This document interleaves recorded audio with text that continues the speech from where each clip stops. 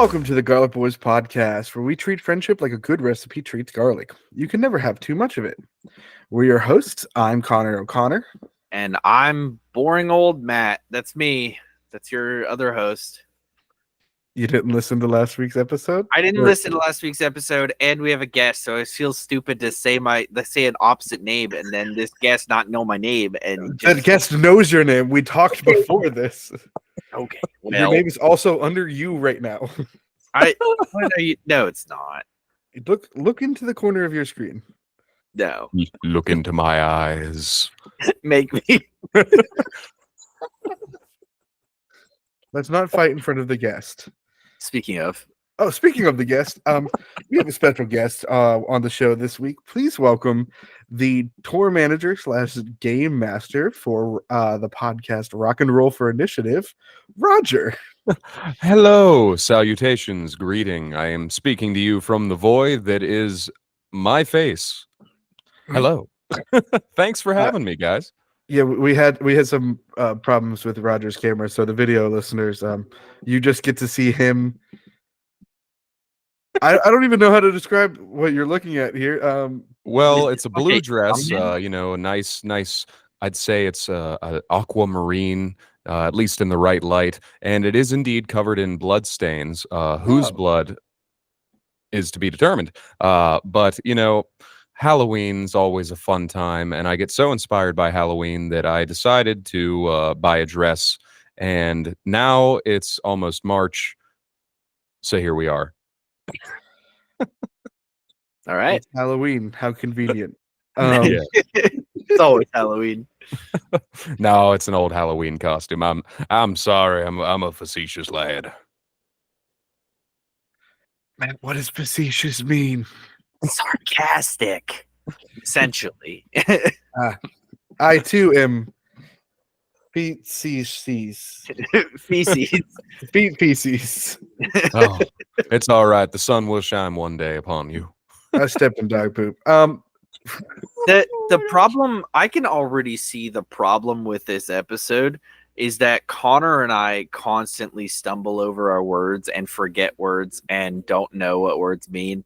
And we have an eloquent God over here joining us for the podcast. No, Roger is one of the most well-spoken people I know.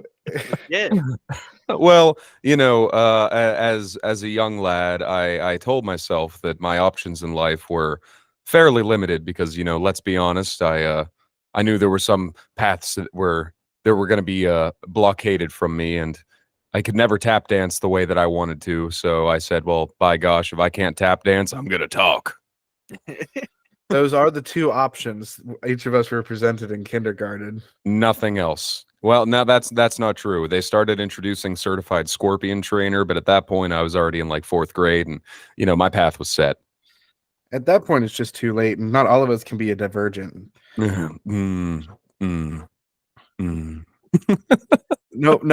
not a fan of the young A novel Divergent, Matt. So when I first read the book, I was enamored. I loved it so much.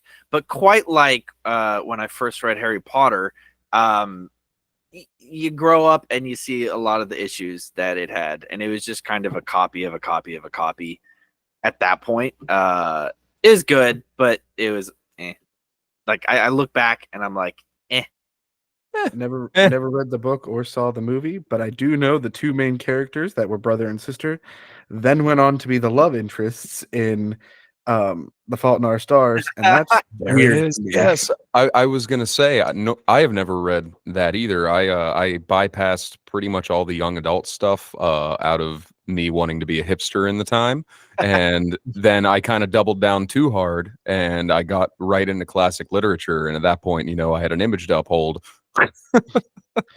He's just sitting there reading War and Peace at the lunch table. Yeah, it's so fun learning other people's relationship with reading, because I was on a reading team in like 7th or 8th grade, maybe like somewhere in middle school. Okay. And we had like 3 months to read a bunch of these books from this list, and then we went to the Cathedral of Learning and did like book knowledge competitions against other schools and things like that. And most of the other people had read a majority of like the 20 books on the list. And Dyslexia McGee over here probably read 2. I got through 2 in the entire time. Did you enjoy the 2? Yes, and that's why I read them. The one was like some sort of space book. I don't remember anything about it. And the other was about bowling. And it was just like this kid that was like trying to just be a middle schooler, but also like was really good at bowling and just like living life and everything like that. I don't remember much else except at one point he ate peanuts that the girl he likes grandmother had chewed all the chocolate M&M off of it and then spit the peanut back into a bowl. I think I actually know the book you're talking about. If I'm not mistaken, they turned it into a film. And I'm pretty sure it had what's the guy? He's in Guardians of the Galaxy. The blue dude, I might not be your father, I'm your daddy, or whatever the line is. Something Rooker? Michael Rooker. Yeah, Michael Rooker. Henry, Portrait of a Serial Killer. That's it. That's the film. That's the book. I don't think so. Oh, dang it. No, you're telling me there are 2 books/movies out there where the grandma eats the chocolate covered peanuts and spits them back into the bowl. There's no freaking way. There are 2 different stories out there with that same thing. No way. I think he was being feces again. Yes. No, McPherson's. I had a McPherson's moment. But the moral of the story is I only read 2 books, and one of the 2 books, the space one that I read, I was the only person on the team that read it. And so when the question for the book came up, guess who got to answer it? Did you get it right? I don't remember. I don't think so. It was about the journey. I'm still cocky about it. As you should be. You had the knowledge. You just couldn't unlock it at the moment. Listen, Connor, at this point in Connor timeline, you couldn't tell me anything. I, at this point, wore a vest that my mom got for me for like a suit, as well as a trilby to school for this competition. Because I was like, I got to dress up. I got to stunt on everyone. And they let me wear it in the picture we took that day to go to the competition. And it ended up in the yearbook. Of course. Poor child. But what I didn't think about was my mom was eventually going to see that yearbook and told me specifically not to wear them to school that day. And so I retroactively got in trouble for it. Oh, no. That's rough. That's a magical memory, though. Yeah, absolutely. One of the hardest books I ever read was the first Dune book. Oh, those books. I love the movies. Like I watched the original movie from back in the day. I mean, obviously graphic stuff 1984, I think. Yeah, I think so. Graphics, and they had to condense like the entire story into like 1 hour and 30-minute movie. But yeah. Aside from that, it was a good movie. I enjoyed it, and I enjoyed the one that just came out. And I have the graphic novels and everything. Like the story, I love. It is so great to me. But if you're reading the original book, I would rather stick hot metal straws down my eardrums and just burn a hole into my brain than to read that book, because it's literally just name after name after name of introducing people and history, and it's all packed into literally every sentence of the entire book. And it's kind of similar to Tolkien, but like way more complex, and where they're literally like there's like 8 names for certain people, and then there's titles, and it is a miserable existence to try and read that book. I can second that. I only read the original Dune book. It was one of the books that my father loved.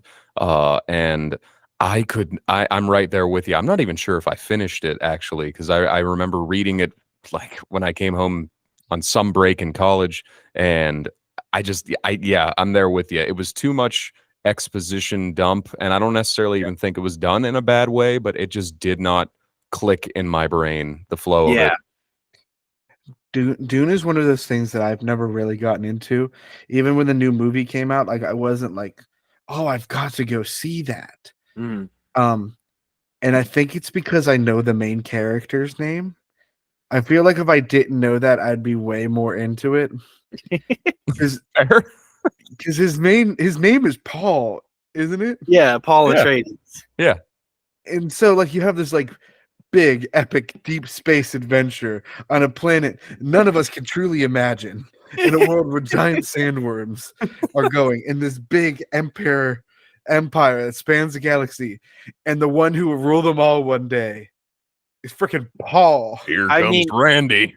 He does get a name, like a different name in the further on, but it's still, yeah. No, I But get doesn't that. everybody else have like a grandiose name and he's just Paul? Lots the of most titles part, and just Paul. Yes. But maybe Yeah. that's the point. Maybe we just don't get it. And that is the whole idea of Dune there. It's just Paul. I think it's similar to the anime, like the anime hairstyle for main characters, where it's always like this bright, vibrant color to separate them. I think it's similar. I think it's a writing tool that Frank Herbert used to like separate the character and make him seem, I don't want to say insignificant, but set him apart from the other characters. Yeah. They want you to notice that his name is Paul. Well, at least for one individual, it was certainly noticed, apparently. They succeeded for one person at least. Change one, change the world.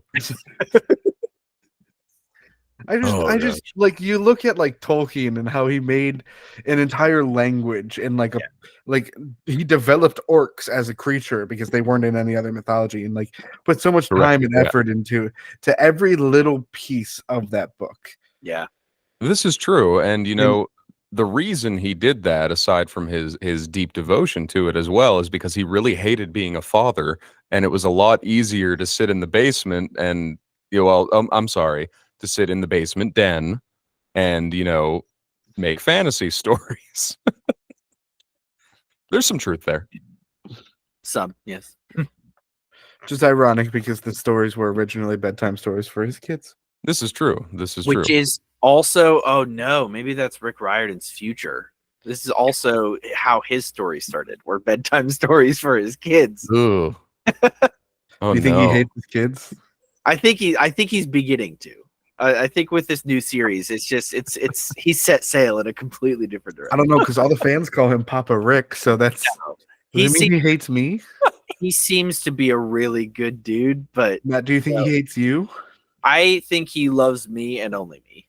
Are you sure? You sure you don't want to worry about that? I'm pretty sure he dedicated the story to me. It's in there. That's how I feel anytime, Ed Sheeran gets up on that stage. It's just me, him, and two beautiful, kind of mildly uncomfortable red beards. That's me and Matt doing this podcast. I should clarify for my own mental state that I'm very mid on Ed Sheeran. I find that it comes to mind, so I must joke about it.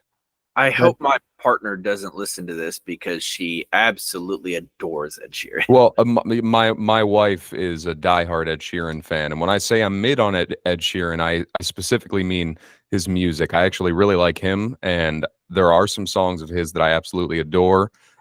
Dude's talented as all heck, and I think that's why I don't like all of his music, because having seen him live and those songs that I do like from a guitar perspective, because I'm that nerd, I see what could be there, and so when I don't get that and I just get Poppy Ed, it makes me sad. Yeah, fair. Speaking of, I full disclosure, only listened to like the first 2 episodes of your lovely Dungeons and Dragons podcast. It's well, amazing. Thank you for listening. I absolutely enjoy it. Y'all use a lot of sound effects. Yes, too many in the first 2 episodes, I would say. See, that's where I'm at. I'm in the first 2 to 3 episodes, so I'm hearing all these sound effects, and I'm like, maybe we should start using some sound Well, effects. learn from my foolishness. So, our first 2 episodes were filmed or recorded rather, the same day because it was one session, and we did not have our full setup yet. So, my audio interface was a smaller one with only 2 inputs. So we had a bunch of stuff ordered, and it came a day late, but we had to play that day. So our first 2 episodes were done a little more piecemeal. And then episode 3, there's a significant jump in, the audio quality and the production overall, just because I had some of the things needed, and then we had the permanent setup. But to cover that in the first 2, and we hadn't, none of us in our show had done a podcast before, and I had barely even listened to D&D podcasts aside from some of the big ones. So I was kind of going in blind, and there was a lot of music to be made, and I was on a time crunch, and my way of responding to that was, hey, noises are funny. And the sound effects continue, but after that second episode, they drop back to the essentials, I would say. Except in our intros. Those remain unhinged on every level. Love it. Yeah. But thanks for being a listener. Appreciate it. There's definitely instances where I was like, that was funny, but the sound effect that paired with it made it even better. Yeah. And like it's great in the funny moments. I've talked to you about this, but episode 9 has messed me up more than most people will probably understand. And it's also because of the way that you do the sound on it. Matt, let me know when you get to that episode, because you'll see what exactly I mean. And it's a level that I don't know I could commit to, and so it just shows like how much time and care you're actually putting into that podcast. Not to say that we don't. Our editor is great, and I really appreciate all the work he does for our D&D show.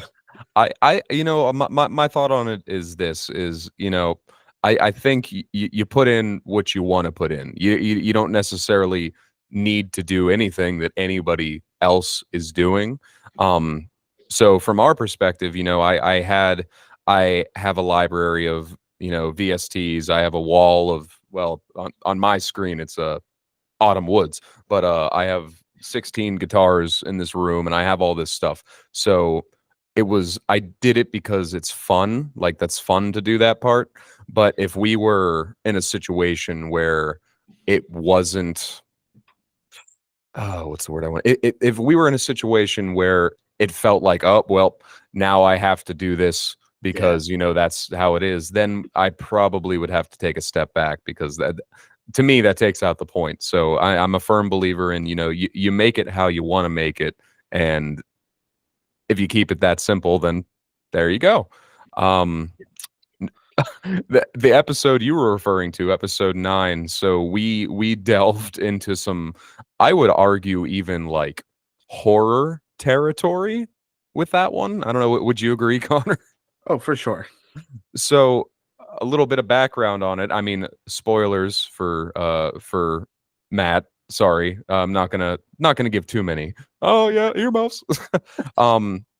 There's a segment in there where our characters, the main characters of the party, they go to rest, and they found sleeping bags that are from their world, and that's weird and out of place. And then once they get near the sleeping bags, strange things begin to happen, and they're kind of lulled into like a nightmare sort of dream-like trance where their insecurities are manifested in their surroundings. Yeah, and that was supposed to last a solid like 15 minutes, as in like I didn't even have it scripted out. I just knew what we were going for. And the boys, being the bestest boys that they are, turned that 15 minutes into about 2 hours of audio. So, an entire no sleep podcast episode, basically. And we just rolled with it, and it was great. But, I love horror. I in my spare time, because I'm just a walking, talking cliche, I try to write horror, like short stories, and I'd be lying if I said that sometimes I don't purposefully dip into that. So I'm glad to know that I traumatized you, Connor. No, it was great. I'm very proud of you for it. It was just everything you did there was like impeccable, and honestly, it was very clever of you, and it was great to listen to. Oh, thank you. Build me up. You make me feel so good. So good. Matt, what's wrong with your eye? I think I have something in it. A clever person could probably get it out. I can't get it out. I don't know why you're looking at me like Yeah, that. because you're not a clever person. How many quizzes of the ones that I've done for you have you succeeded at? I think I've only lost twice. Yeah, because I've only quizzed you 3 times. Well, you know, as they say, a clever man admits when he's defeated, and in this instance, being that I do not have video, I must submit to your will. I don't know what that means. Do you have the quiz ready? Yeah, that's my way of saying, "Hey there, y'all." I have actually multiple clever boy quizzes for you, because I enjoy the things I enjoy so much that I need to make it everyone else's problem. So, I think quick that's question. the basis of this podcast, right, Matt? That was the thesis of what we were doing here. What? I wasn't listening. Of course you weren't. So I know when you were born, Connor. Matt, I must ask, are you a 90's kid? 98. So Okay. So you Matt, know, Matt is 19 days older than me. Yes. okay. All right. I wasn't sure exactly. Well, that's perfect then. So this quiz, for the most part, is related to the decade from which you hail. Yeah. Great. I I spent maybe a year and a half in. exactly, and I hope you took that year and a half to learn yourself some learnings, boy. I didn't. Don't worry, I didn't either, and I had a good 8 years in there. But the quizzes I have for you today all revolve around a general theme, and that is, in case you hadn't guessed, music. Oh, specifically rock music. So, what I have assembled for The you. music we're both the worst at. What are you talking about? I know classic rock. Name 3 songs. Exactly, Roger.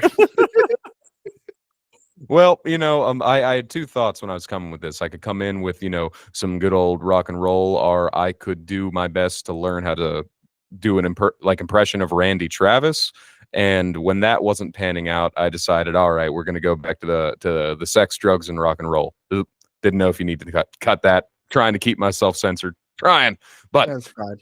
the quizzes I have for you here revolve, for the most part, around major musical artists of the 90's, most of whom I know, even if you're not a big music person, you're likely familiar with.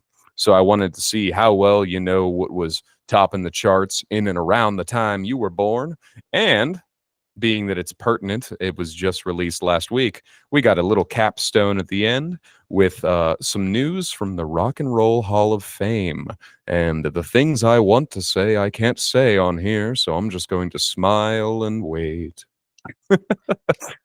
Are you ready? Aye, Captain. Okay, so we're going to start out simple. Nice and simple, okay? All right. I think you got this one. I believe. I can see it. I can see it in your eyes. I see neither one of us getting this right then. Nice and simple. This musical phenomenon, also known as the Seattle Sound, became very popular in the early 1990's. What sort of music am I referring to? What? Oh, Hint. okay. The flannels. The flannels should be the big hint. Oh, I had it. Why did you give it to him? I'm sorry. He didn't give me squat because I don't know at all what I'm talking about.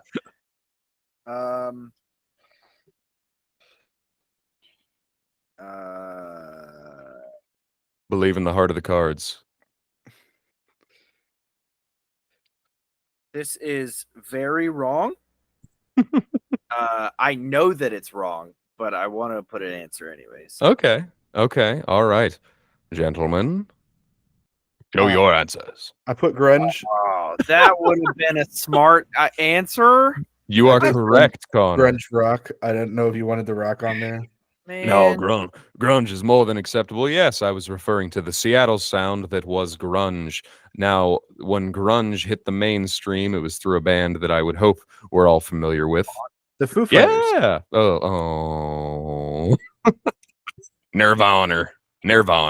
Yes. However, Nirvana was far from the only grunge band. In fact, Nirvana was far from being anywhere in the first generation of grunge bands, which leads me to my next question. And this one is multiple choice. Is this just name another grunge band? No. I'm going to lose so hard on this dang quiz. This one's multiple choice, all right? Fleetwood Mac. Steamy Nicks. When grunge was at its zenith in the, we'll go with 1992, 1993, there were 4 bands that were known as the Big Four because they were the ones all over the radio. Some of them are still around today, and they had the largest cultural impact. So we know that one of them is Nirvana. What I want you to do is, of the following, tell me which one of these bands is not one of these Big Four grunge bands. Okay? So, which one is not one of the Big Four of grunge? Your options are Soundgarden, Pearl Jam, Red Hot Chili Peppers, or Alice in Chains. I've heard of 2 of these. I've heard of 3 of them. Woo! And that gives me false confidence about if this 4th one was one. Oh. Mayhaps not. I feel I have an unfair advantage because you taught me about one of these bands. The other 2 I knew on my own. Okay. Well, mayhaps. Well, I guess I should say Nate taught me, not you specifically.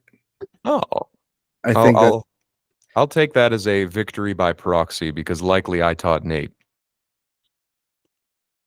Assuming we're referring to the same Nate. Right. Okay. Are you ready, children? I think so. I believe in you. I couldn't remember if this is the name you said, but Alice in Chains, the last one.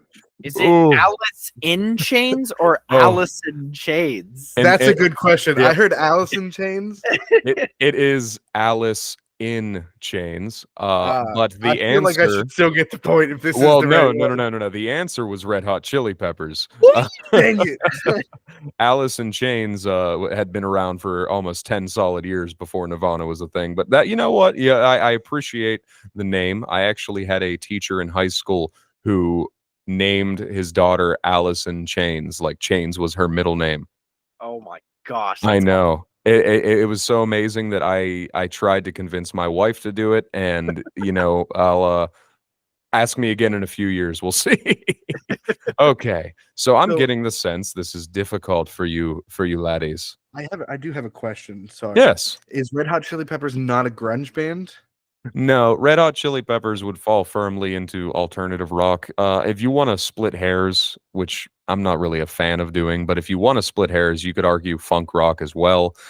But no, they were not part of the Seattle scene. They were not in that same movement. However, they were popular in and around the same time. I said I'm not going to split hairs in here. I'm splitting hairs. I never see grunge as a type of music. It describes a music scene where groups come from. But it's a people, not an idea. It's not a people. Exactly. It's an idea. Now you listen here. I take my music very seriously, and a day may come where I decide to follow through on not splitting hairs about genres, because I hate genres. But at the same time, I must split hairs about genres because I am my own genre. Oh, that's something you could propose. The son's name of genre. Oof. Oof. That threw me off. I lost my place. Oh, geez. All right. Okay. Well, you know what? Since we know Nirvana, then let's stick to Nirvana for a minute. Nice and easy. In fact, this individual, even if you're not into music, you might know their name. So, real simple. What is the name of Kurt Cobain's controversial wife? Oh, What? Can I put two answers? Absolutely. Can I throw in the towel now? No, Or but you can. I have two lifelines available to you. I need I a can. lifeline. I can tell you the band that she was also in, or I can tell you the letter of her first and last name, like the first letter. I'd probably still not get it, but I'll take the letters of the last and first names. Okay, so her first name begins with a C. Her Okay. last name begins with an L. Okay, yeah, I like this. Yes. There's a good chance we're gonna have to cut my answer. Oh no. Okay, I have my answer. We're good. Okay. Gentlemen, reveal your terror. I have Okay. Courtney Love down here, Uh-huh. which is the right answer. That is right. And I couldn't figure out which one it was, so I just went with the Remington bolt action rifle, which God gave us to Ouch! kill the dinosaurs. Connor! Oh no. Oh no. Hey, my answer listen, my answer was cherry bomb, but the L was silent. That was my well, answer. funnily enough, I feel, Matt, that you actually should get some points because me and my knowledge of things that nobody cares about. One of her earlier nicknames as a musician was the Vivacious Cherry Bomb in the mid 80s. No. Yes. Whoa. Yes. That was unintentional. Well, her real name was Courtney Love, which is the only answer I've ever had written down. The only one. Now, The only you might have to cut this, Connor. I'm not entirely sure how far I can go, but I do find it funny that you wrote Remington/Courtney Love, and I just like it to be clear that when Cobain committed suicide, it was a Winchester, not a Remington. You Dang fool. it! You fool. The other gun name I know. You fell for the classic blunder. Choosing the wrong gun name. You chose to come in front of me. Clearly, I cannot choose to come in front of you. Okay. All right. So I get the point. Are we giving Matt a point there? I honestly, I think by the benevolence of all that is good in this universe, I would say yes. Is it because I made the joke, or is it because he's close with Cherry Bomb? I think it's because he happened to land on gold, and much like a prospector of yore, doesn't matter if you meant to, you did it. Exactly. That's my philosophy of life. I see I'll the allow it. disappointment. I see the disappointment in Connor's eyes. I will pay for my sins. I knew Okay. the answer. All right. This one is a fill in the blank, and I will award the point to not whoever's correct, but whoever's line makes me laugh the most. Gosh darn it. Connor's a comedian here, not me. I say that because I assume that you can't fill in the line. So I should say if you can fill in the line, then you'll. Are you going to give us a lyric? I am. I'll tell you the name. I'll tell you the song. I'll even tell you who it's about. I'll give you a hint there on that one, see if you can guess it. Cut it out. Hey, that's Joey from Full House. Yeah. Yes. Very good. So Alanis Morissette with her breakthrough song "You Ought to Know," which I hope you know. Yeah, you ought to know it.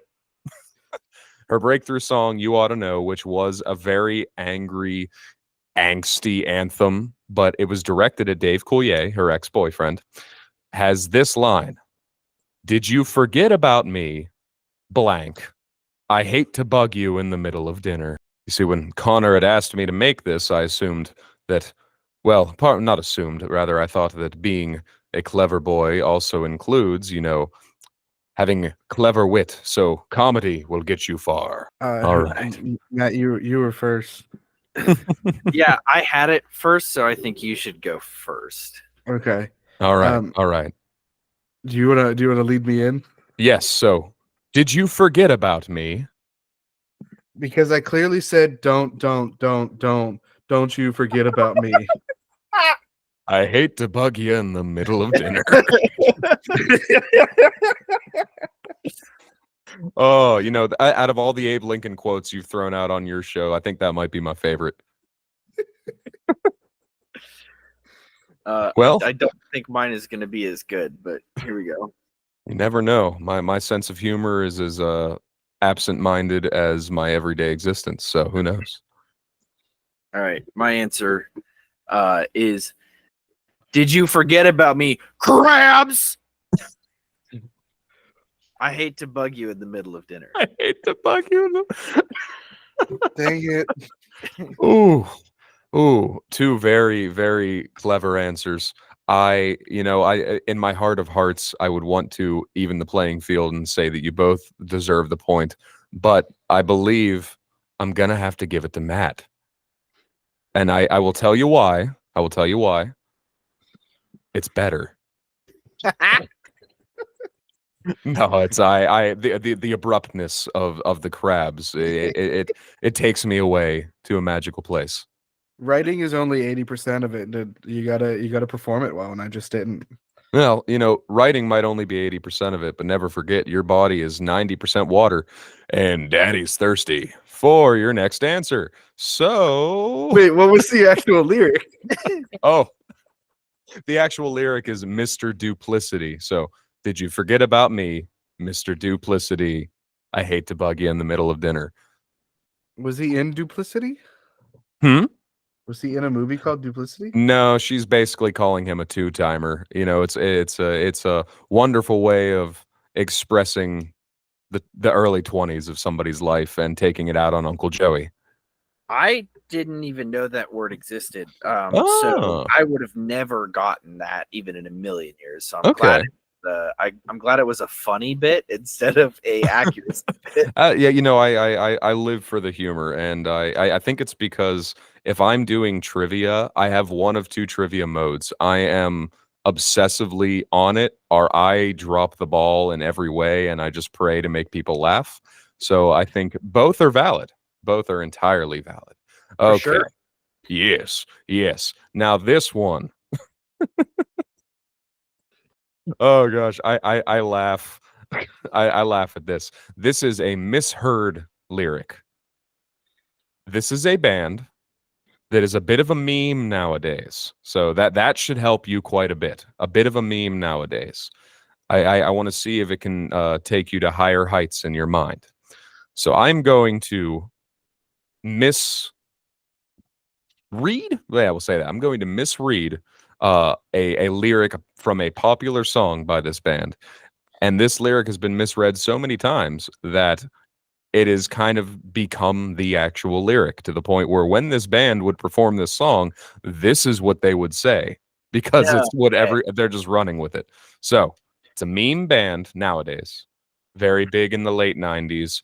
And the final hint I will give you is this: their most popular song makes you want to wear like an Abercrombie dress shirt, nice and open with a deep V, and just, you know, put your arms out in the rain. Okay. So the misheard lyric by this band is this, and I don't do a good impression of them, but I'm going to try. I'm going to warble.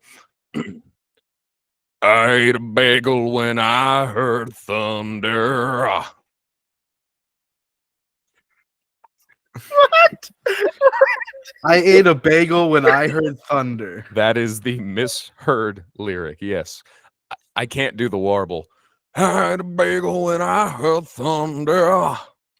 You're asking for the actual lyric or the band? I am asking for the band. Oh, Yes. Oh no. I am not having you rewrite the lyric. I'm asking for the band.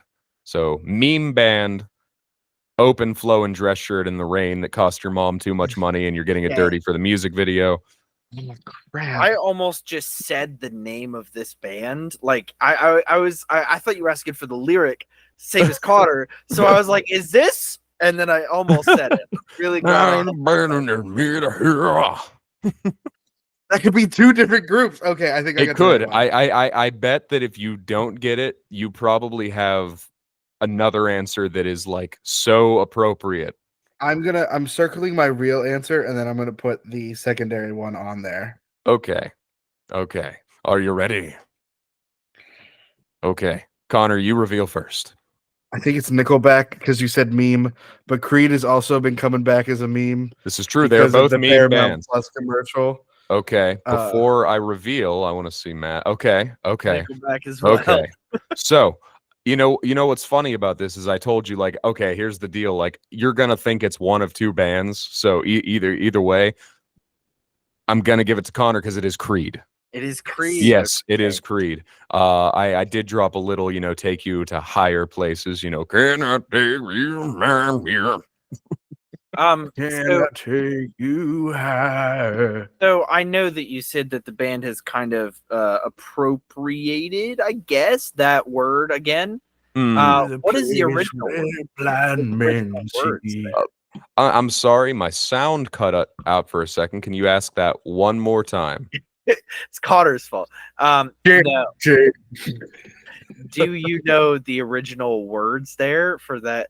You know what's funny? So the name of the song is "One Last Breath," but I do not know the misheard or the real lyric because I'm actually unabashedly I'm a Creed apologist, if you will, and that is my way of saying I like everything about Creed except a lot of the music they make.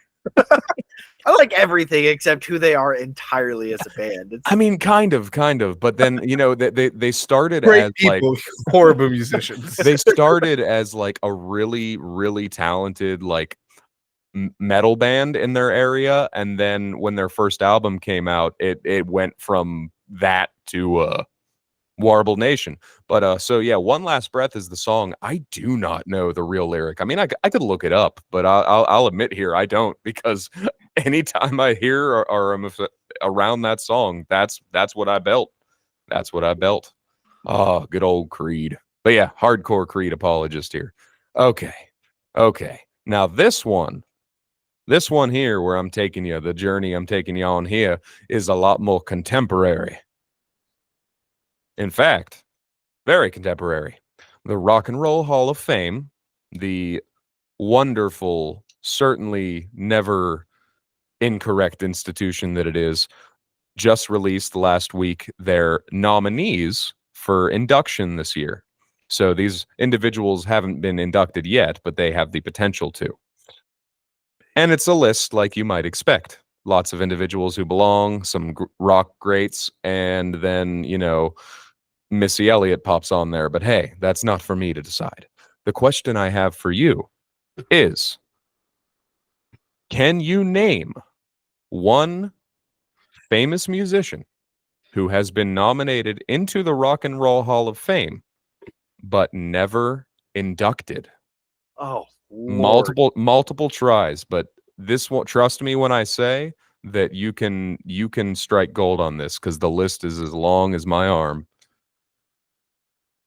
The problem is the caveat of never making it in. Yes, but if it makes you feel any better, one of the inductees this year was nominated 8 times before finally getting in.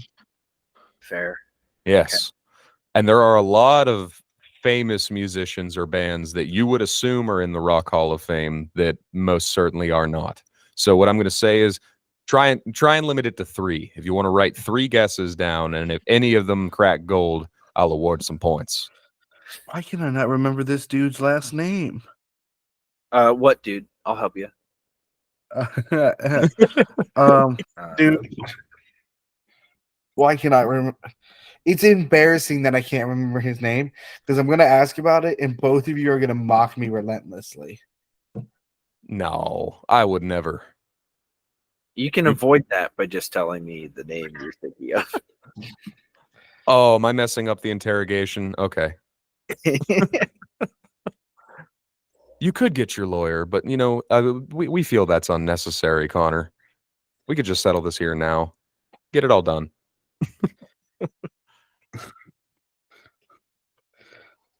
All right. I'm gonna remember it as soon as I take 3 guesses.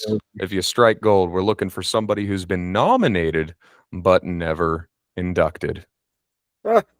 I'm 100% confident every single one of these names. I can feel it emanating from your voice, and I can see it emanating from your pores, and I believe in you. All right. Are you prepared, Connor O'Connor, Captain, my captain, R.I.P. Robin Williams? Hold on. I remembered. I'm not going to get made fun of. I'm still gonna make fun of you, but you can also make fun of me for my answers.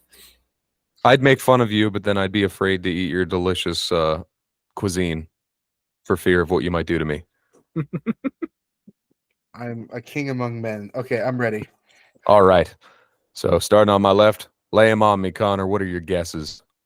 Paul McCartney, Dolly Parton, and Ozzy Osbourne. Okay. Matt.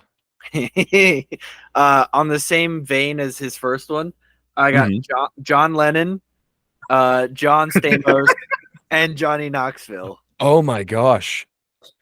So here's what I got to say. When did you discover your latent psychic powers, Matt? Literally this morning. No, what do you mean? I swear if it's John Stamos, I'm going to lose my mind. And Connor, what I need to ask you is how does it feel to be exactly 5 days wrong? Okay, I'm pretty sure I heard Dolly got nominated. I didn't know if she was inducted or not. So here's the situation. Ozzy Osbourne on your list, Connor. This year is his first nomination. Now he's in with Black Sabbath, but as an individual, this is his first nomination. So I cannot give it to you because we do not know whether he has been inducted yet. Dolly got inducted last year. And McCartney and all the Beatles are in multiple times over. So he's in for being just Paul McCartney? Yes. All four of the Beatles are in as themselves and as the Beatles. Even George? Even George and Ringo. Ringo's understandable. I don't even know what George did. Oh, so much. That's don't get me started. Beatles rabbit hole is one I can't pull myself out of. Now, Matt, I'm going to give you this point on a very interesting technicality. Okay? And the technicality is this. John Stamos is what's giving you this point. I'm furious right now. I'm absolutely furious right now. And the reason being, because Connor, don't forget, everywhere you look, there's a heart, a hand to hold on to. John Stamos was briefly a member of the Beach Boys because of Full House. Okay? The Beach Boys had one nomination before they were inducted. He was on that nomination. However, he was not ultimately inducted with the group because he was just a session drummer. Oh my God! So no, he was nominated as a member of this group. Beatle. I could have put him down. Listen, Stu paid enough for his sins. So that there combined three things I love in life more than anything, and that is good old-fashioned family fun, Full House, strange musical Greek men, and somehow finding a way to make fun of the Beach Boys. So this is now two of the three dads from Family Matters, or no, Full House. That have been associated with this quiz. I feel that one. That one hurt. Do you have a Bob Saget question coming up here soon? No, but about 5 feet away, I do have a signed Bob Saget picture. Close enough, I guess. Yeah. In peace. Yes, may he also rest in peace. Oh gosh. Okay. Recentering. Breathe in, breathe out. I have two questions. Boys. 2 questions left. All right. And the triumphant finish is approaching. This one I firmly believe you can get. Because even if you're not familiar with the music, I know you've at least seen a movie that this individual is in. All right. This individual became popular in the 90s as a musician, comparable trajectory to Prince. So there's my first hint, meaning he was known for being a bit eccentric. He played all the instruments on his albums, and so he was well loved as a musician. He had continued success up to present day. He's done a lot of soundtracks for movies, including the second Austin Powers, The Spy Who Shagged Me. He is nominated for induction this year, and his daughter is currently a pretty popular actress. Oh, I know. Okay, are we getting the actor? Yeah, the actor slash musician, I'm however sorry. you want to clarify him. Yes, I the didn't- individual. If Wait, this I'll is even- the person, I'll throw out Hold on. another hint. This individual's mother was also the wife on The Jeffersons.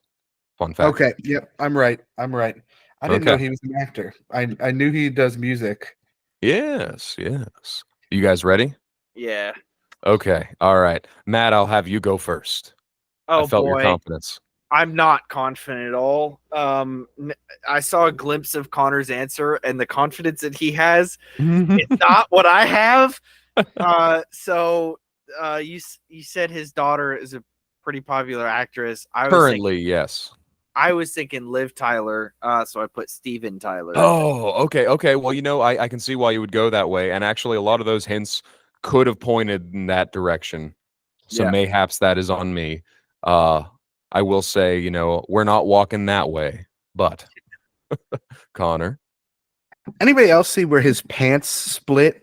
Oh, yes. That yes. picture. I got Lenny Kravitz here as my Yes. answer. It is. It is Zoe 2024 Rock and Roll Hall of Fame first time nominee Lenny Kravitz. Yeah, his daughter Zoe is become a fairly popular actress recently. was What was it? In the Catwoman. Batman. Batman. Yeah, Yes, yeah. She was Catwoman in the Catwoman. Batman. She was Rue in the first Hunger Games. Lenny himself is also in the first Hunger That's Games. Zoe. Hold Hold on. on. right Yeah. now. Yeah, That's not true. yeah. Double check me on that. I might be wrong, I but need I you was to- pretty sure. Now I will say Lenny plays what's his name? Cinna in the Hunger Games. Oh, you're right. Why did I not Didn't know remember that was it? Lenny Kravitz. And I think the reason you don't know is because he's not oozing his normal amount of sex appeal. Right. He And I was also, hot in that. Like, I also think I've never actually seen him. I mean, obviously as Cinna, I've never seen him in person. I've never seen a picture of him or anything of Well, Lenny. Connor was referring to an infamous concert where his leather pants split open in the middle of a guitar solo and his schwang danglis came on out. And you know what's funny about your answer is the day after that, Steven Tyler texted him, and this went viral on Facebook for a while because they're Yeah. best buddies. And Steven Tyler was asking him where he got his piercing done. That's amazing. she was not. She was not. She was not Rue? No. Oh. It was an actress named Imelda Sternberg. Oh, okay. Well, that's a swing and a miss on me. Jack Quaid was in that movie though, Oh, which I pointed out to your wife recently, and she did not believe me, and we had to rewind the movie. As who? probably One of the no like, name. he was Marvel, which is one. I think it's either District 1 or District 2's. I think it was District 1 because No, District 1 was the blonde guy from Race to Witch Mountain. Race to Witch Mountain. With Oh, with Dwayne the, Rock the rock one. Okay, the remake. Yeah. Yeah, not sure. District 1 was that guy. I'm 90% positive. Okay. Gato. Okay. Huh. Well, I apologize for being incorrect on the Rue clue. I thought she had played Rue, but evidently I was mistaken. Though I know she is Catwoman. I was just more mad at myself that I didn't realize that was her, but there was a good reason why I didn't realize. Well, it yeah, was her. because I Because it was wasn't. just flat out wrong. Just flat out wrong. Okay. Okay. My final question. Final Boy. question. And this is a written response in the form of a short answer. So Oh, sentence or two. Oh, yes, yes. I'm breaking out, full pedagogy mode here. And it is this. And it is based entirely around humor and also accuracy. Great. So both aspects here. I when I was making this question, I was going to throw in something very related to a current band, and then I decided to stick to the 90s because I had to go elbow deep in my storm drain before coming on here, and after pulling out a dead mouse, I completely lost my train of thought. So, hey, yeah, look at that, fun times, home ownership. So my question is this. The first album that I bought on my own, I'm not asking you to necessarily guess what it is. The first album I bought on my own, I had a very abnormal time acquiring. So first time with my own money going to buy an album, I went to a place where you buy albums, right? And the experience that I had is something that it's a story that I tell, around the campfire to frighten children. My question for you is this.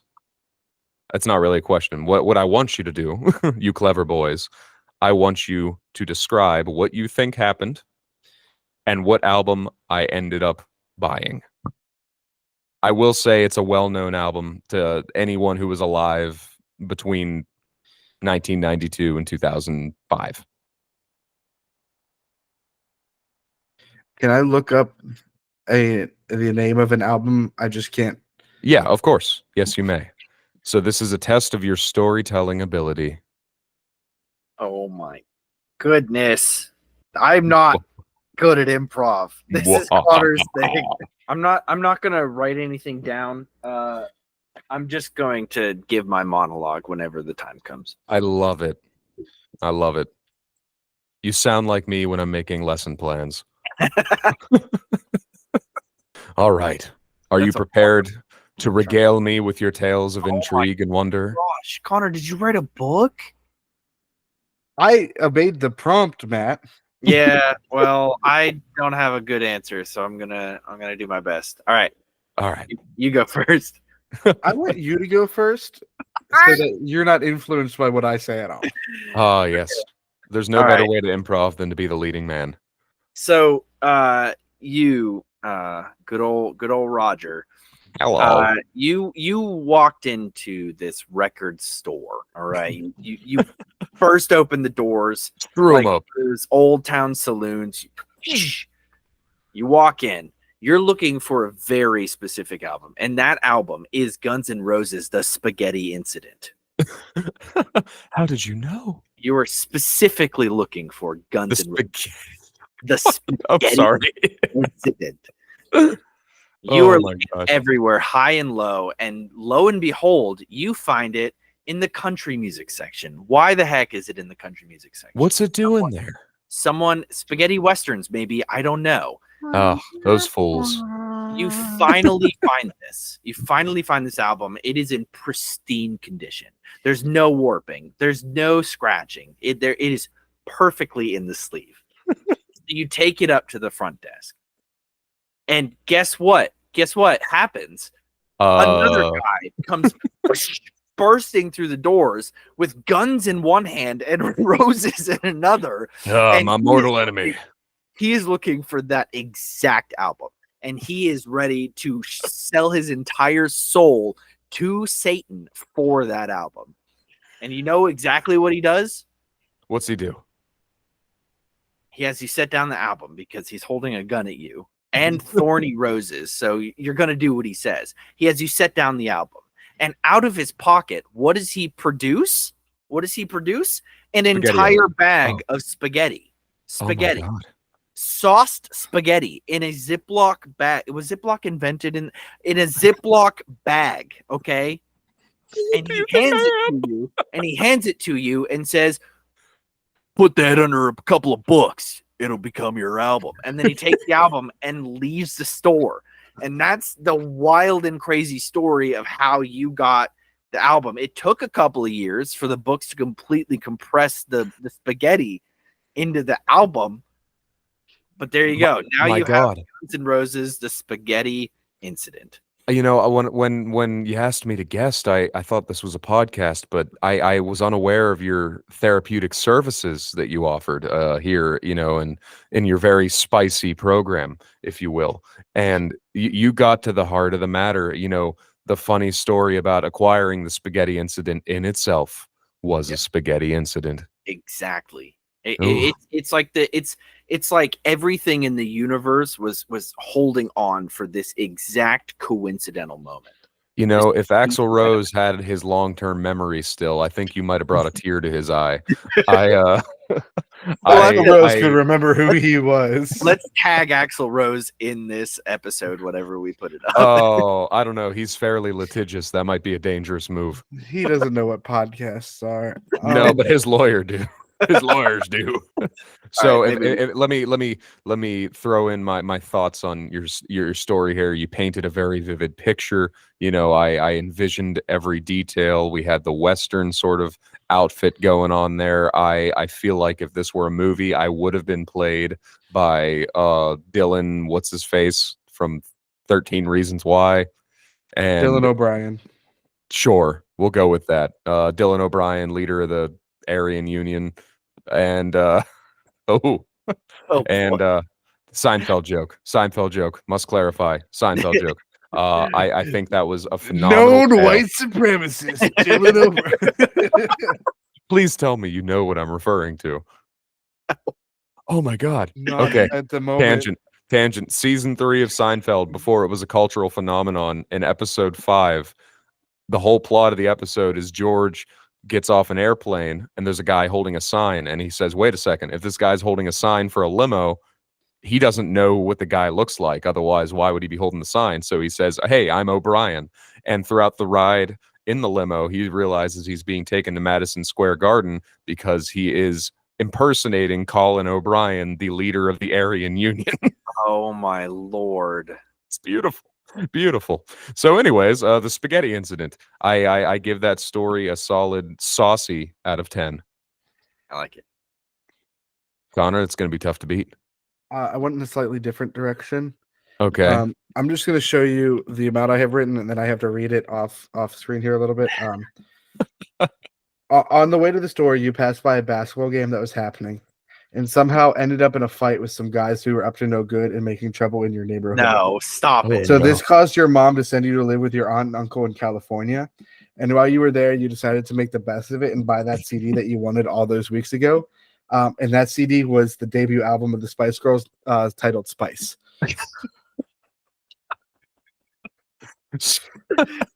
So you're throwing in on the decade there. You're riffing on something that exists, and what better humor do we have than our own nostalgia? Fantastic. I would rate that a squeaky clean Welcome to Earth out of 10. Ooh, this is difficult. Well, I'm going to award the points before I tell you the real story, and what a story it is. So this is very difficult. On the one hand, we have a saucy tale of vengeance and setting me up for a character arc as I grow into the years. On the other hand, we have a much more interesting version of what I will maintain is an overrated sitcom, and I appreciate that. But in this instance, I'm going to have to say, Connor, take my points out your mouth, because I'm going to have to give it to Matt. I feel like it should be who's closer to the actual story, and I feel like that's me. I would love to hear the actual story before we go. I will say I do have an aunt who lives in Hollywood, and she is a retired Hollywood starlet. So there, you had some accuracy there.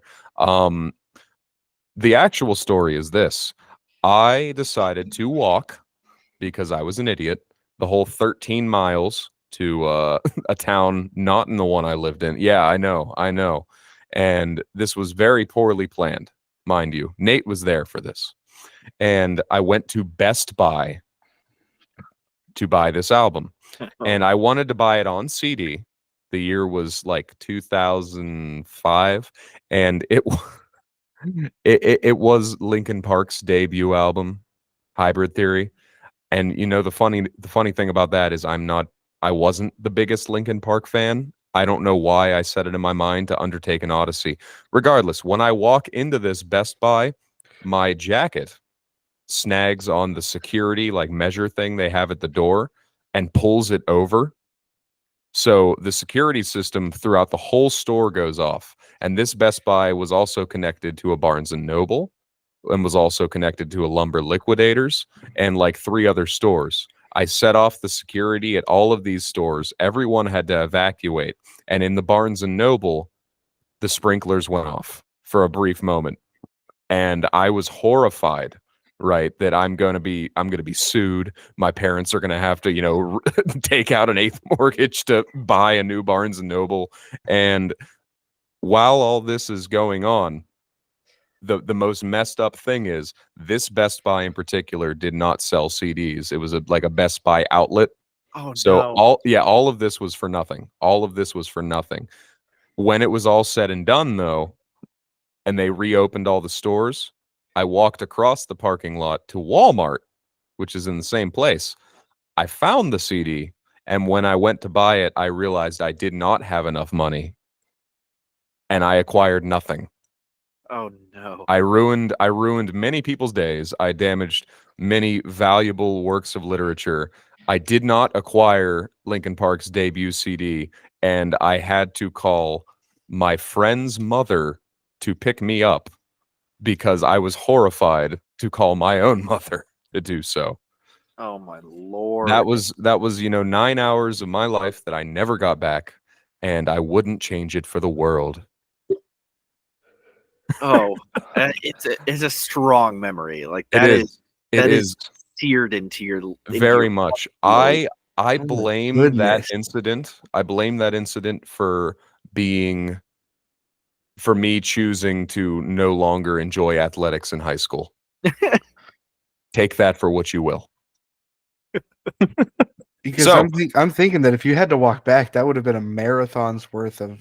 It would have been awful, and by the time this was all said and done, and the stores were reopened and the fire department had left, it was already like 7 o'clock in the evening.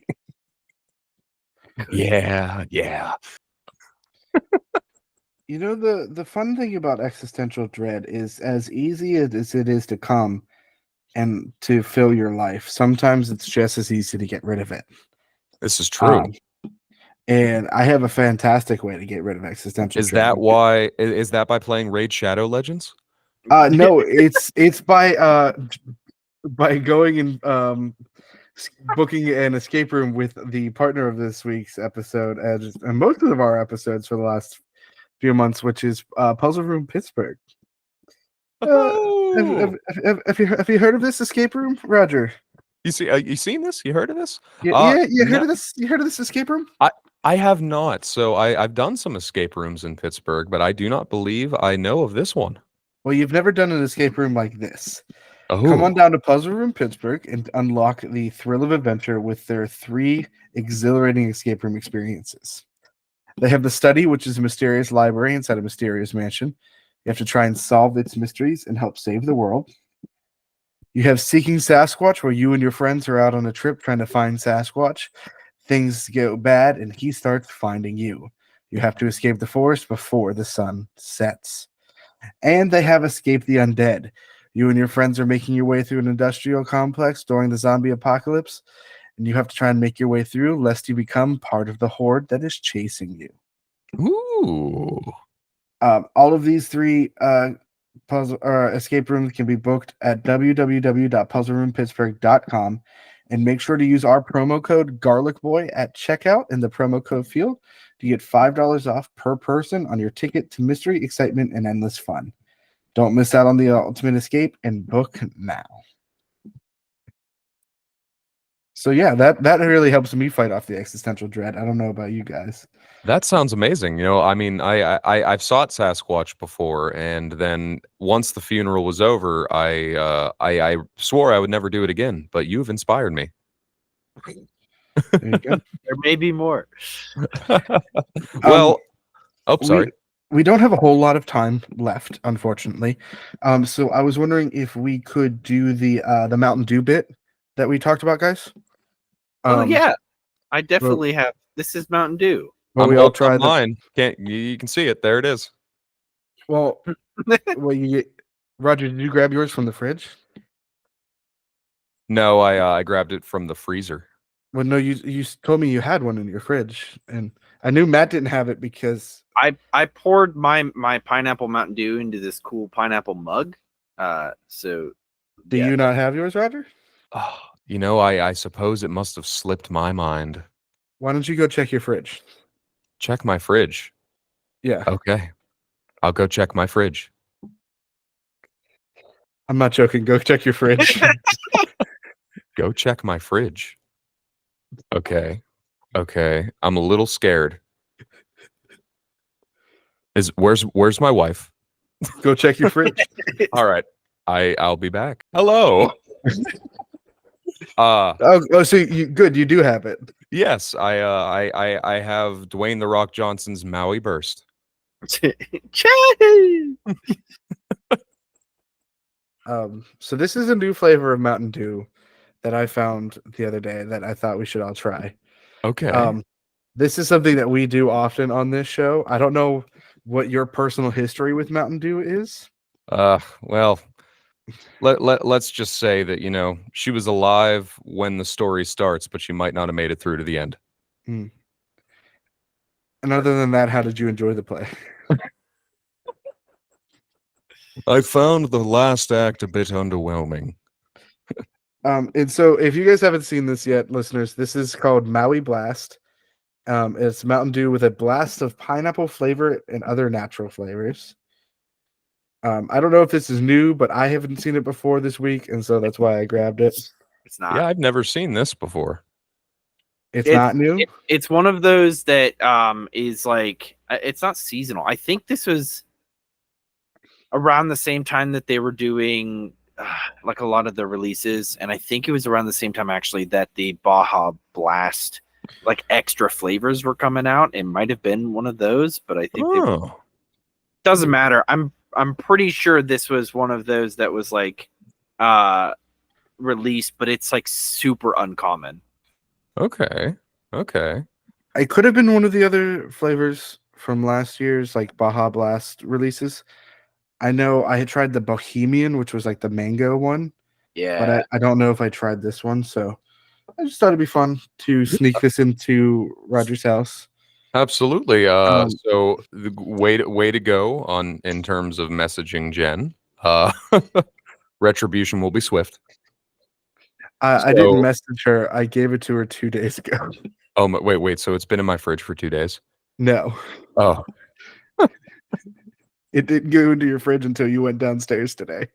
Oh, that's beautiful. Well, the best part is I do not like Mountain Dew, but I love trying things that I know I'm going to hate. Well, at first smell here, it's very pineapple forward. Yes. Oh, yeah. So I was very wrong. It was Baja Caribbean Splash and Baja Passion Fruit Punch were the different flavors from 2023. Oh. And there's also Baja Mango Gem. Yeah, I think that's the one that I had. Yeah, Okay. there's a lot of different. Baja Blast is one of the big boys. Well, you know, on first sip, I have to say, as somebody who does not drink pop really and has a disdain for most things Mountain Dew, that's actually surprisingly refreshing. I think coconut might be one of the flavors because I'm tasting some coconut. You know what it tastes like? The Dum Dum, like the lollipop, you know, the mini lollipop. Their pina colada one that I would always hope was not what I would get from the doctor's office as a kid.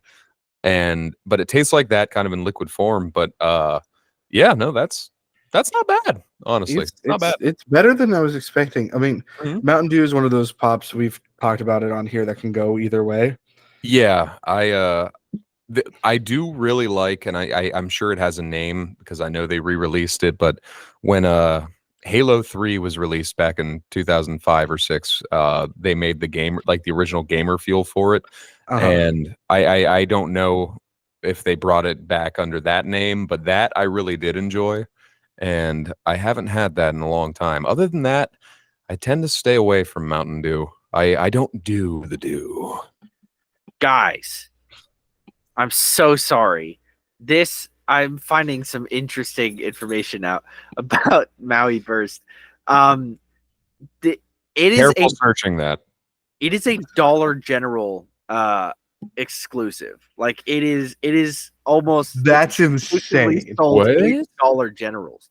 So it literally says Maui Burst was first leaked, blah blah blah, and then Maui Burst was officially released in Dollar General stores in the United States on October Oh. 16, 2019 for a limited time, only in 16-ounce cans. So this is exclusive to Dollar General. Yeah, Okay. and everything else that I'm seeing is that like every time they release it, it's just in Dollar General stores. Okay. Maui Burst was re-released in 2020 by popular demand to most Dollar General stores as a permanent flavor. Okay. All right. Well, contributing to Dollar General, that means we are part of the problem, but well, this time the problem tastes so good. It's genuinely upsetting to know it's a Dollar General exclusive. Okay. I'm glad we're in that same boat. I didn't want to immediately begin the dishing against Dollar General, but I mean, I go to Dollar General. I don't like their practices, but it's the closest place for me to get some groceries and other household items. It's so smart. Just plant something where nobody else has to grocery stores for miles and miles and miles, and there you go. You're getting a bunch of money from people who are too lazy to drive it down. Are you telling me that systematic levels of poverty are absolutely a construct of society? I don't know if I'm saying that, but I drive past $4 Generals on my way home, so it's literally like Mia has started to play a game. Sorry, my partner Mia has started to play a game where like we're driving just in the middle of nowhere, and she always points out the Dollar Generals, sees how many we can find on our drives. I think the most off-putting thing about a Dollar General to me is the sign. Something about the sign fills me with an immediate like uncanny valley. Like I feel like if I go in there, I'm going to kind of never come out, at least not the same. And like while I'm being a bit facetious, there's some truth to it. I get uncomfortable around Dollar Generals, and I do not know why. I there was not one near where I grew up. I have no weird trauma with it. I just really don't like being near them. I think it's because there's like an etherealness to being in there, because it's just not bright enough. Yeah, no, it's like Outback Steakhouse, right? Where like you go in and you're just like, man, I wish I could see a little better. You're right. You're right. It's like if we have a dimmer switch in the back and we flick it up just like one click, just so I can see a little better. You're on the money there. But at the same time, I also have the similar feeling for Family Dollar. Yeah. Family Dollar, so I know they're basically the same thing, but Family Dollar to me is like sort of the Wario to Dollar General to me, where it's like Okay. like they're the same thing, but for some reason I get a more disgusting feeling in a Family Dollar. Well, the reason for that, and I can tell you the reason for that, Connor, it's called ketamine. Ah. Yes. Shout out to Dollar Tree, the true king of dollar stores. I fully am not too proud to talk about shopping at Dollar Tree. The only problem is they're the only Dr. Pepper they sell there is in like the 20-ounce cans, and those cans are the same like uncanny valley of this shouldn't be this big. I totally understand. Dollar Tree won my loyalty years ago when I bought Zapp's chips there, and it seems to be the only place I can consistently acquire them. Fair. Yes. Oh man, uncanny valley indeed. I feel like I was segueing into something there, and now my mind is gone. I'm gonna celebrate that. Matt, sorry, I cut you off there. No, it's fine. I was gonna say when minds fail, that's when we usually end the podcast. Which is honestly what I was about to do. We've been talking for 2 hours now. This is true. I'm sorry. I'm No, sorry. No, it's fine. This was fun. This is great. No, this was great. You know, I was hyped for this all day. I am very sleep deprived right now. Our newest episode came out 2:45 this morning, and so I was a little behind the 8 ball on that. And 2 nights in a row, not much sleep, but I was super psyched for this. And then my gutters decided to commit genocide. And here we are. And I'm glad to see that I was able to turn that rage and disdain for the joys of home ownership into a fantastic mania filled spicy fun fest. Well, we're glad you were able to as well. Speaking of your show, do you want us to give us like quick 10-second elevator pitch of what your show is? Absolutely. And try and hook in the listeners for it? Absolutely. Well, hey, if you're interested in fun and musical shenanigans related to the playing of tabletop RPGs, might I recommend Rock and Roll for Initiative, the Dungeons and Dragons podcast about a weekend warrior rock band who gets swept into a world of blades, beasts, and rock and roll. Oh, I get it. Roll for initiative, but rock and roll. Man, yeah. Absolute tootin' lootin'ly. So, Rock and Roll for Initiative. You can find us anywhere you listen to podcasts: Spotify, Apple Podcasts, very, very strange and obscure Indian hosting websites. The whole kit and caboodle on there. Episode 10 just premiered. Well, now it's yesterday, and in between episodes, we release a can trip, as we call it, which is just a fun little hotbed of shenanigans. On the last one, we did a bunch of improv games and then created some improvised movie trailers. And yeah, be sure to give us a shout out at rockandrollforinitiative.com. That's rock and roll, the number 4 initiative.com. And what day do those episodes drop? Wednesdays. Episodes every Wednesday, except for this week because I am a sad little man. At least it's not competing with our Tuesdays. So Nope. Exactly. I when I was setting this up, I made sure that I there was no conflicting interest. Only slightly joking. But yes. I had to take a few of his tires first, but This is true. We worked it out. This is true. And after signing the Treaty of Ghent, we came to an understanding. Very, very much so. If you're not sure what Matt's talking about, he and I have a D&D podcast with some other friends called TGB One Shots, which is a group of heroes trying to redeem themselves by helping different universes and heroes in key moments in times. So they travel around becoming the adventurers and helping where they can. That's that's on every Tuesday at 11 a.m. You can go ahead and check that out. And then if you want more from both podcasts and from us in general, you can head on over to Instagram and TikTok and find The Garlic Boys. Follow us over there as well as on Facebook.com. If you'd like to support us financially, we have our Patreon. You can do the $3 or the $10 tier. The $10 tier is probably where we'll release the either the cut bits of this episode or a more extended cut, because unfortunately not everything that we talked about today is going to be in the main episode you're listening to. So head on over there if you want to hear more from us and Roger.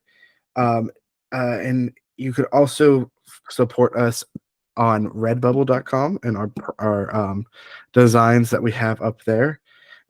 Matt has been working really hard on some stuff for us there. I can see the joy in his eyes right now. Matt wasn't even looking at me. That was the funny part. As well, if you would like to see video versions of this podcast and see the joy in Matt's eyes, you can head on over to youtube.com/@thegarlicboys. Stop, you don't blink already, so there's not a point. I might as well just tape them open at this point. Exactly. Watch full video versions of the podcast there, as well as other videos that might be popping up soon. It is time for the supplementary mom report. You've had an entire 2 hours to think of a mom. I hope you have one. Let's start with Matt.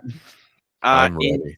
in honor of the newly released Avatar: The Last Airbender live action episode 1, I'm gonna go with Katara, which I know doesn't happen in Avatar: The Last Airbender, but it does in Korra, the sequel series. So Katara, she's a good enough mom. Roger, do you have your mom supplementary mom report? I do. So I have the existential mother and then the physical mother. So supplementary mom report here. I'd just like to give a special shout out to a mom that is still living, though the question remains for how long, and that is mother to all of us, Mother Earth. Recycle your plastics, kids. But in seriousness, I'm going to continue the trend of causing Connor to question his association with me.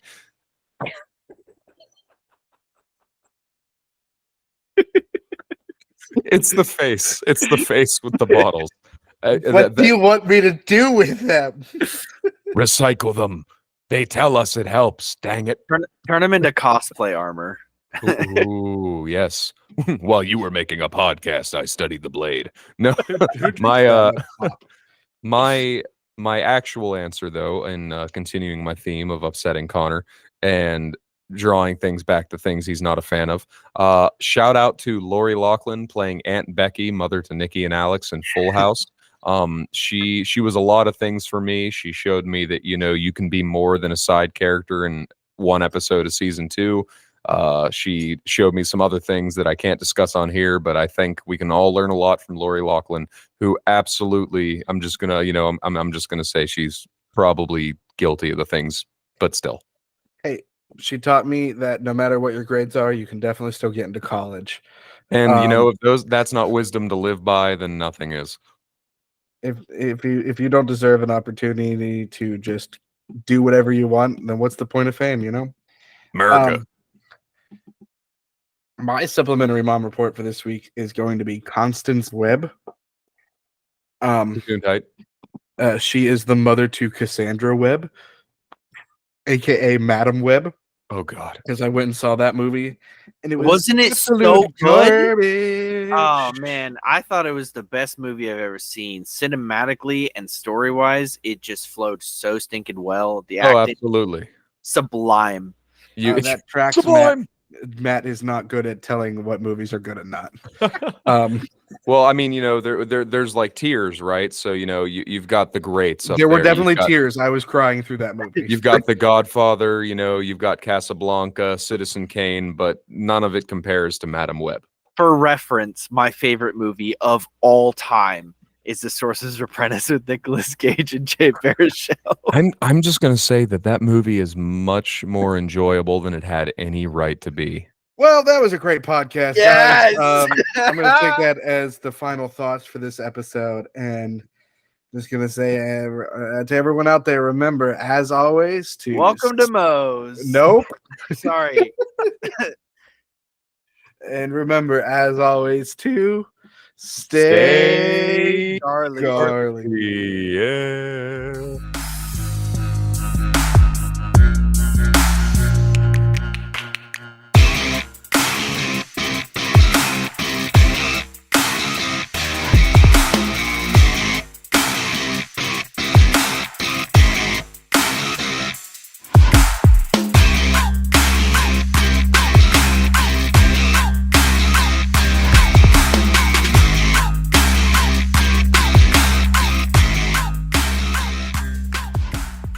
I haven't worked at Moe's in years, Matt. Don't bring up that trauma, too.